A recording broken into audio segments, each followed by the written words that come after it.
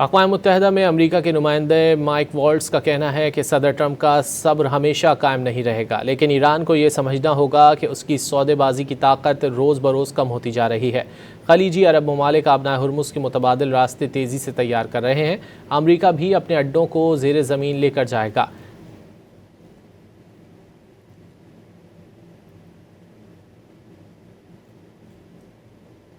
Well, the president's patience isn't going to last forever. Discussions are ongoing, particularly at a technical level of how to get inspectors in, the down blending, and the other pieces that are focused on ensuring Iran never has a nuclear weapon. But they need to understand their leverage is diminishing by the day.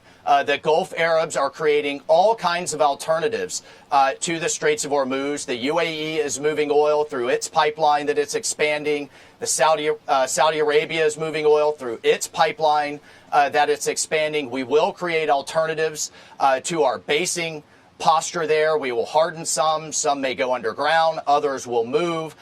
So this leverage that Iran thinks it has now is diminishing faster and faster, literally every week